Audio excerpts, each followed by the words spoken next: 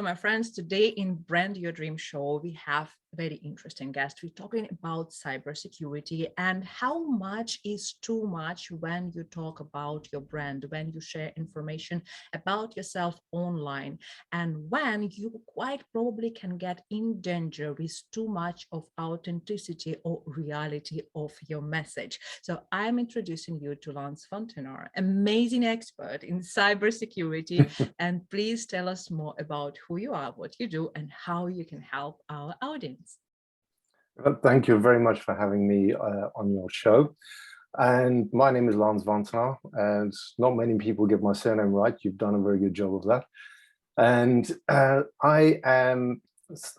work in cybersecurity. I've got a very long background working in IT, and over the last number of years, I've moved into cybersecurity and recently got involved in and interested in psychology and how psychology is used within cybersecurity. So my podcast topics that I go in is figuring out how people think, and then also trying to use those lessons when doing cybersecurity investigations to understand attackers, how they think, how they act, how they behave, what is their methods that they function, and their techniques and their processes that they follow, because these all gives you clues on how people are targeted, but they also give you an idea of how you can protect yourself. So short and sweet, I try and figure out how people think to protect themselves. So it's all sound absolutely fantastic, and I love your content a lot. And by the way, I recommend to everybody to read Lance's blog and whatever he writes on LinkedIn. So you were writing about digital identity. And as a marketer and all the brand experts, marketing experts, we always say that you have to be visible to build your personal brand. You need to show up as much as it's possible. But in your case, I want to ask how much is too much? So maybe we probably will show too much for other people who don't have that good intention towards us. So what is digital identity and how visibility can potentially affect it, and how we can protect our digital identity in a correct way? Digital identity is made up of a number of things. It's made up of your social media profiles, of your online profiles. And it's also made up of about all of your kind of footprints that make up your identity. So when I'm talking about digital identity, invariably I'm referring to a telephone number, I'm referring to an email address, and social media accounts. Now, the other aspects that make up your digital identity, when you go into the deeper, you start talking about some of the more physical aspects like your home address, work address, maybe business association or family members and that kind of thing. So you're talking about a network that builds up, and that constitutes your digital identity. Now, with a digital identity to use in every interaction that you have online, whether it's interacting as a business person or when you're interacting as a personal person. So when you log into a website, you're invariably using an email address and a password, or using a telephone number when you're talking about some of the social media accounts, and then again a password. Any transactions that are required out of that will need a bank account, and a bank account is attached to a home address, or in certain cases, a business address. So that makes up your digital identity, whether you're talking about a personal one or a business one. Where it becomes problematic is that if that information is collated and that intelligence is then put together and then it's actually used in things like identity theft, or when somebody impersonates a business, which happens quite often.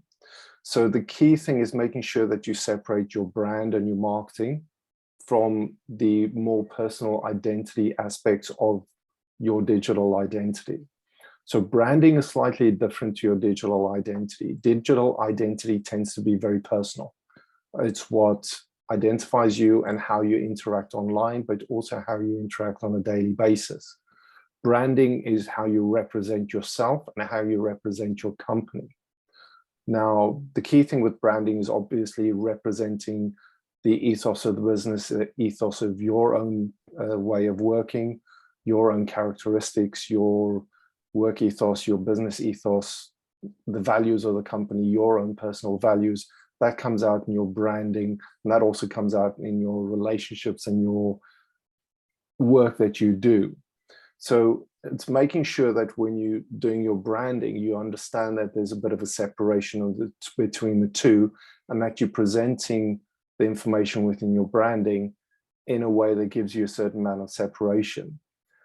The challenge is that when you want to be authentic, you need to make sure that it's contextual and it's related to the brand that you're dealing with. If you start becoming too authentic and you bleed out a significant amount of personal information, that becomes a really rich source of reference and contextual information that can be used to then build up a person's profile. The interesting thing is that there are many, you could say, scraping services or business collation service, where they collect and put all of this, the social business profile information together, and they resell that as a marketing service. And you can buy marketing information like that, where you can collate the information based on people's positions, people's salaries, or potential, their historical work that they've done. And that can be used as a way of business marketing. That's also very important, because that can also be used to establish your digital identity and actually create a profile of a person. So there's two ways of looking at branding and digital identity, but making sure that you've got a slight separation between the two, and you have a bit more privacy when it comes to the actual core components of your digital identity, and making sure that you manage that very, very carefully, and that you know that it can be, there is quite a lot of information available out there, and that it can be collated very, very easily. Unfortunately, when you have anything like a data breach, or where companies or databases get leaked online, this information gets public, becomes public.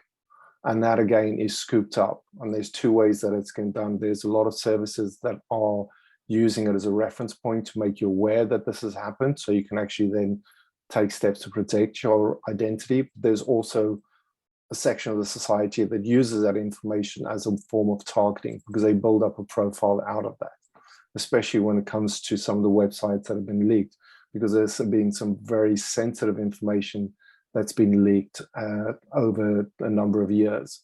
And some very notable ones are Equifax and some of the bigger ones, where these huge, very, very in-depth digital identities have been leaked when it comes to email address, social security numbers, for especially for United States people, passport numbers, bank accounts, passwords. There was a significant amount of very, very digital information.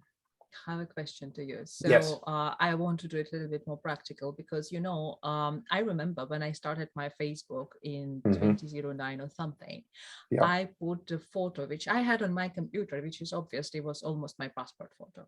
It's not necessarily was on my passport photo, but I mean, it was on some documents, because it was handy. It was just nearby. And I saw that many people use the password or document photo on their social media profiles, especially when we talk about LinkedIn, right? So it's supposed to have professional photo. How dangerous it is?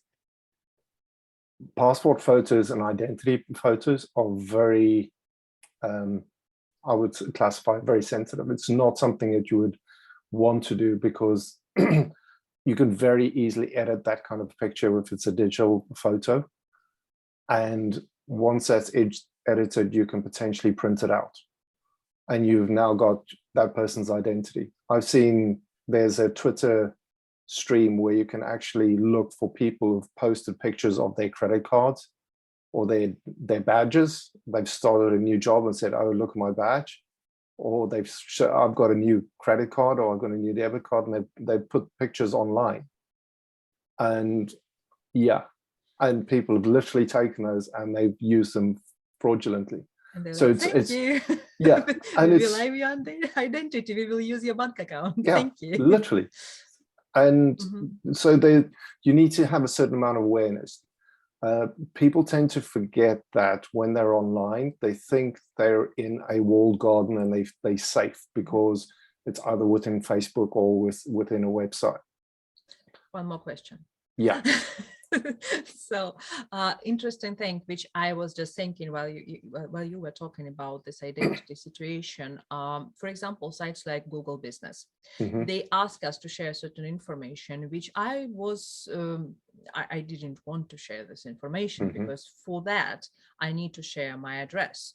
Mm-hmm. And I run my business from home, for example, Mm-hmm. and I had to mention this address because my business is also registered on that specific address, Mm-hmm. and they request for that address. Now, in my country as well, when I share the specific information with the government, it's also, as you said, it's available publicly for the business registered. So Mm-hmm. anyone pretty much can combine these Yeah. two and figure out my name, my address, my phone. That's all public information. Yeah. I mean, I do use several different telephones and stuff like this. So not to share on here that everything is available online. I'm careful about that. And I use different emails and things like that. Obviously different from the public information, just like you recommended. But how we can avoid this overlap, because obviously it's a public information, and for businesses especially, they just don't have other options like to share it with government, and government, voila, this is information. Awesome. And Google is here as well. Yeah, that is a bit of a challenge. There's a bit of a dichotomy between transparency and also privacy. Once the information's out there, it's out there. There's no way of getting it back. So the key thing you have to take or be aware of is, if you've provided that information and it has become public at some point in time, you'll be able to find it online. Google searches will bring up that information very, very quickly.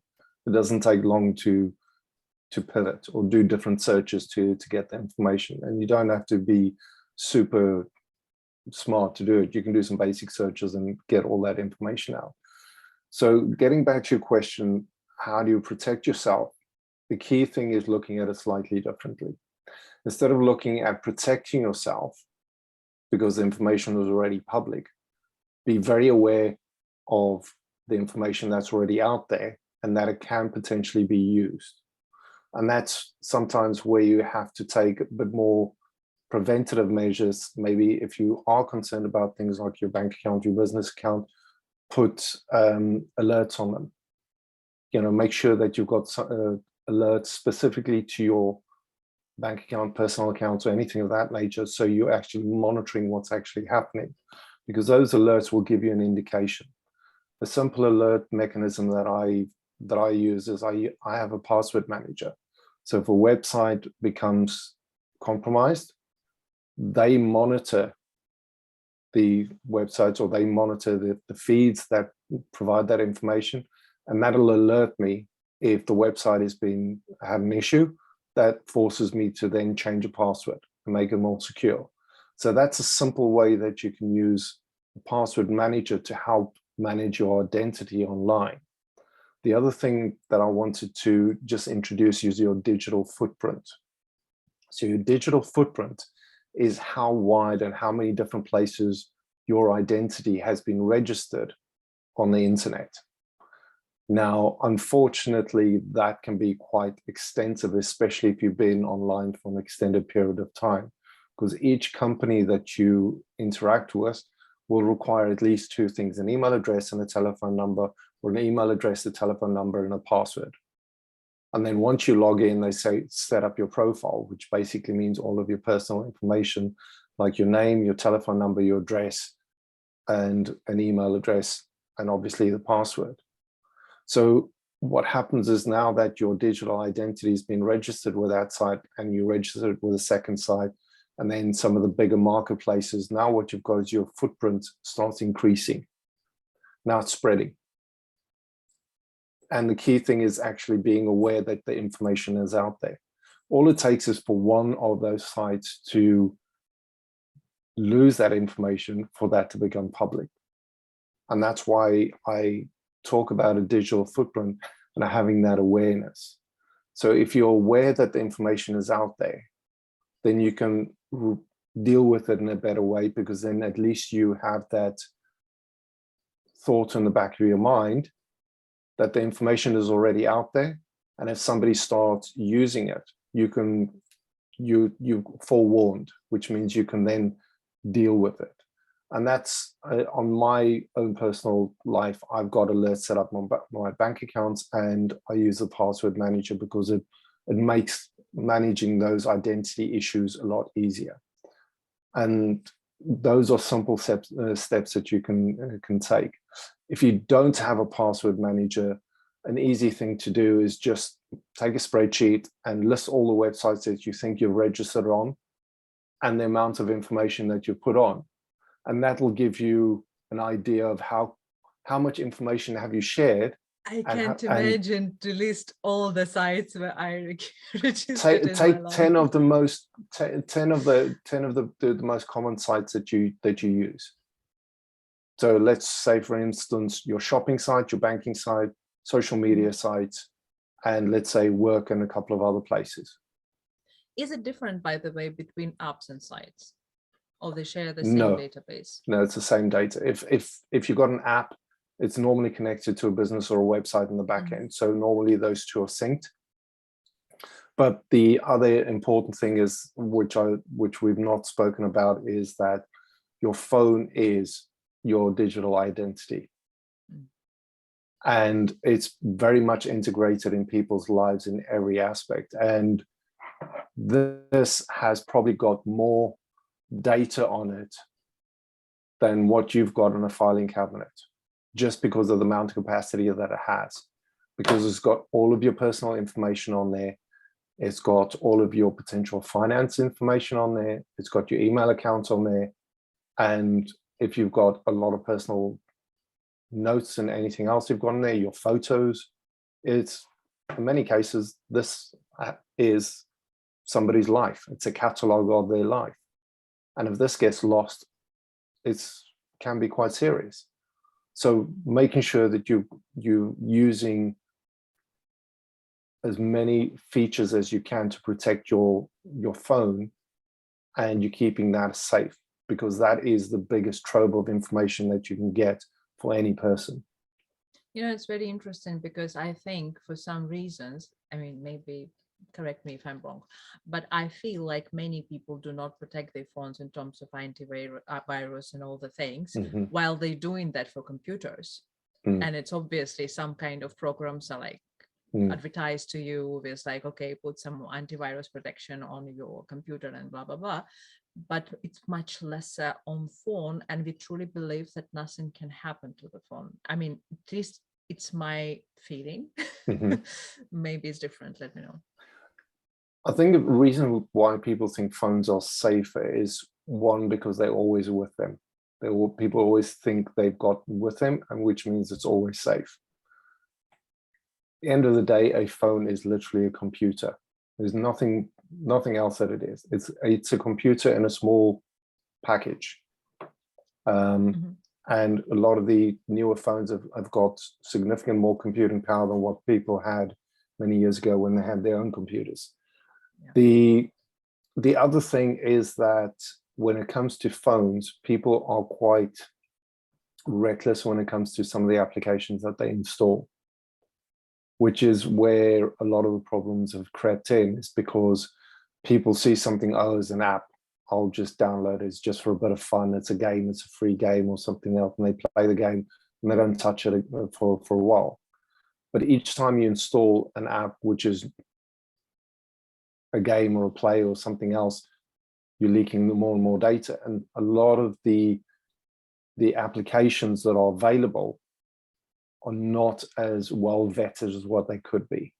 And people don't think of those apps as a potential point where their data can be harvested. Androids are a lot worse because you can actually install apps from third-party markets. So instead of going to Google Play, you can go to a third-party store and you download them. Many of those are compromised. And that's where a lot of people are having problems with that, and that's where a lot of data losses are happening. It's where a lot of malware and a lot of things get introduced, and where they introduce all kinds of things like phone scams and stealing bank account information and many things like that. So phones I will are ask very you a serious. potentially terrible question, Yeah. but just answer this in one sentence. Android or Apple? Apple. Okay. So my next question will be about authenticity and what we sometimes share online too much and touch a very important point, which is bank secret questions. So when we talk about our teacher's name, the name of our first pet, when we share photos of our kids, of our family, of our house, things are really private. At the same time, obviously, if I will walk with my dog or something like that, why not to share the name of the dog, right? So what is dangerous and what is not dangerous in this case, and how people, these bad people, can get their eyes for this kind of data and use it against us? Touching on authenticity, the first thing I think when it comes to authenticity is the intent of your authenticity. What is the purpose of the authentic message? And what is it, the message that you're trying to get across? Very much agree, authenticity is a way that people can connect. It gets a story across, it gets a message across, and it helps you connect with your audience, and it helps you engage with people in a much better way, in a more emotional and a visceral way, which is really good.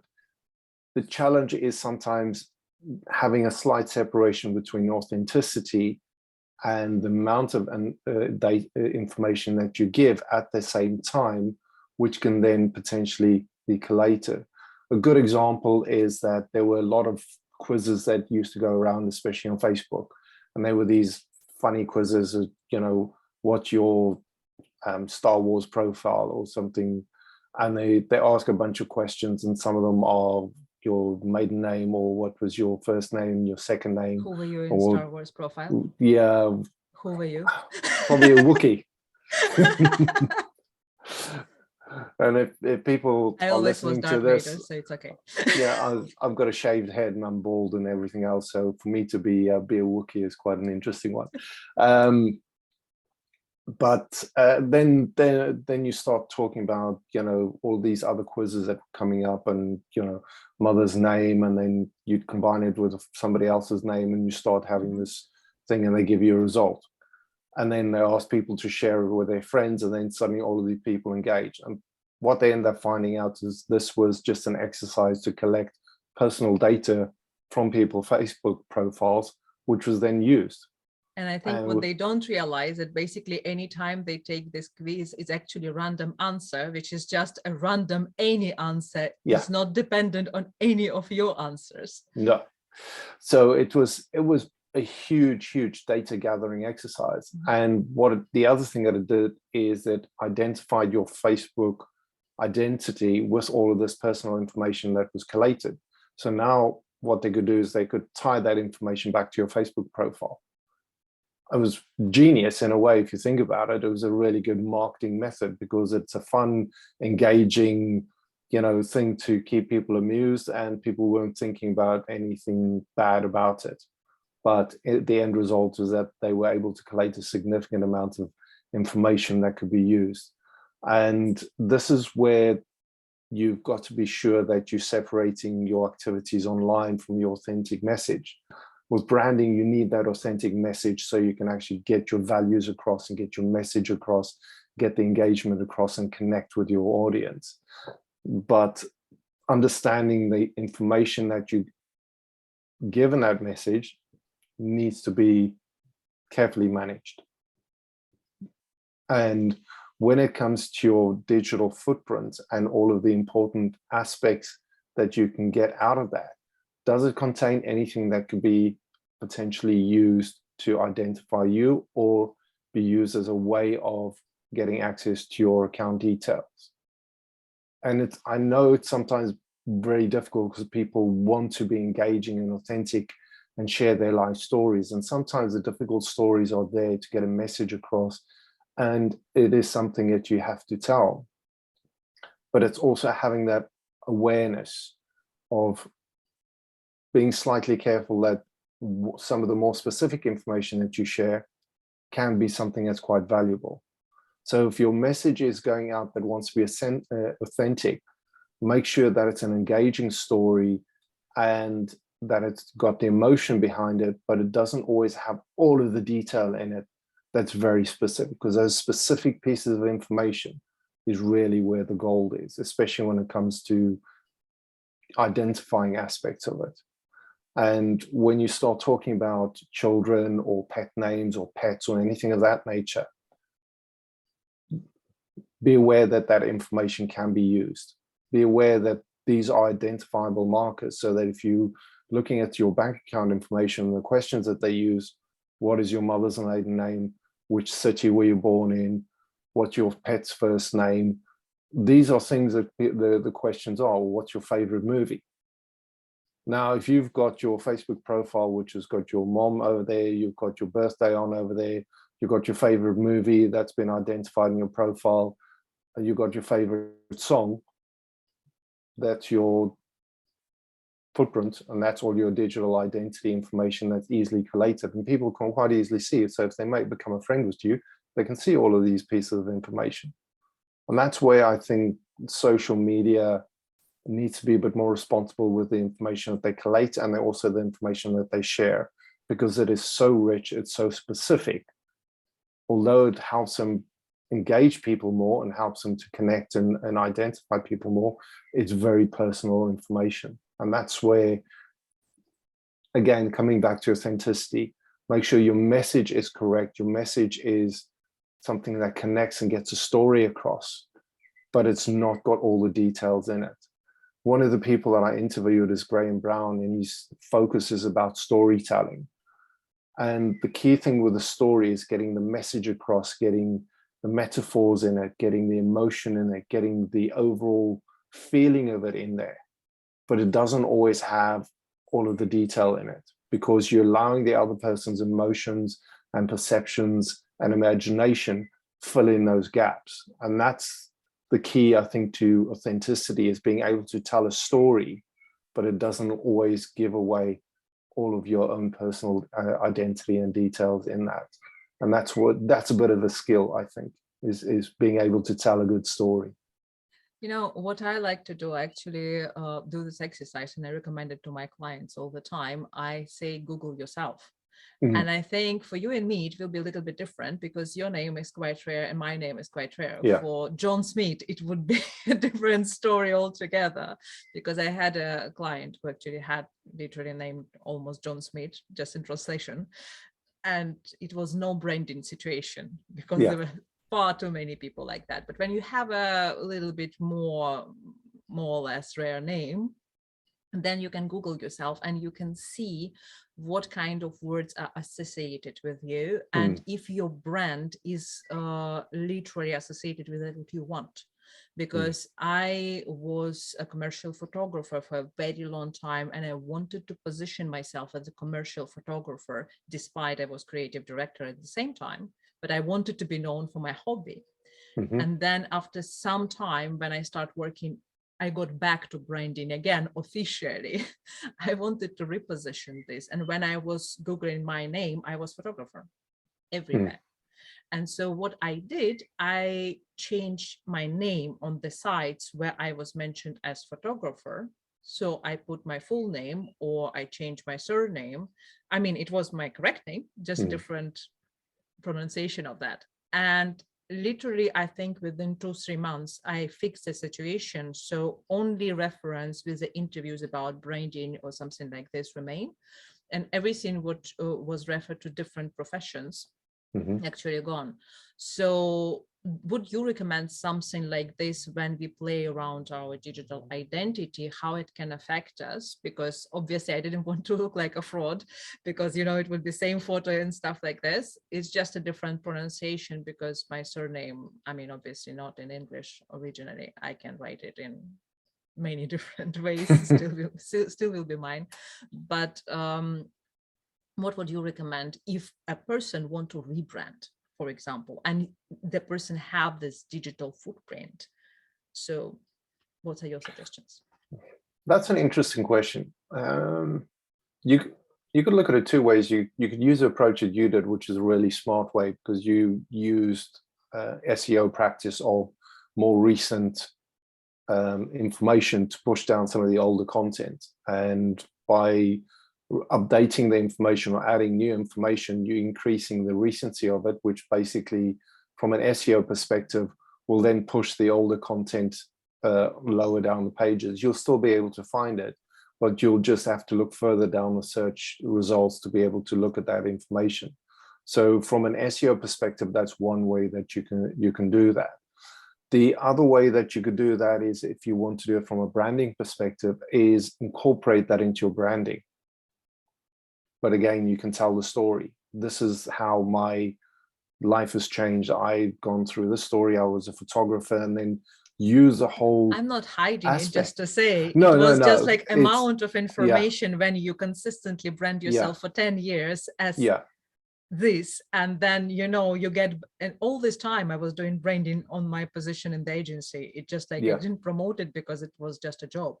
No, So no, when I not. move it towards a business, I needed Yeah. more focus on that again. So that's Yeah. why like I was eliminating the amount of information and Yeah. basically increasing the amount. Yeah. But what if I will change, as you said, I will list the sites, for example, and I will change my data to some random email, like again, giving another example, for a very long time, I had my email, which was associated with my first blog, which I created in 2008. Mhm. This blog is no longer exist. It was hacked and like 7 times, and I gave up on it. So, but I still have the name of that blog in my first email, which I Mhm. use, but not anymore, to be honest, because it's actually covered with all the information. I just closed it and started another one. I mean, it's wrong, I know. So, but what I actually did, I understood that I need email where I registered all the time for some random sites. I Mhm. created an email ID, which is literally consists of mail to and some other parts. So it's a mail to ID. I registered everywhere with that email, and it has no connection to anything else. Mhm. So also there, I mean, I have too many telephone numbers right now, but I mean, again, nothing registered to bank and stuff like that. So if I will change this information for all the old sites, this is almost random, actual, real ID, but it's not connected to anything sensible. Will it work, or will the old information be connected and still remain somewhere in a digital world? The challenges with Google, they index everything and they keep it. Mhm. Now, there's two ways that you can do it. You can, on all of the older sites, as you suggested, you can change the email address, and then it'll more or less overwrite it. Or you could even now submit a request to Google with the correct justification, requesting that the information is removed or cleaned up. I think there used to be a very strong requirement for I think a court requirement, or there has to be some kind of criminal case or police case reference to it. But now, because of GDPR and some of the more stricter privacy laws, you can actually put in a request and they can clear it down. But I think they do it based on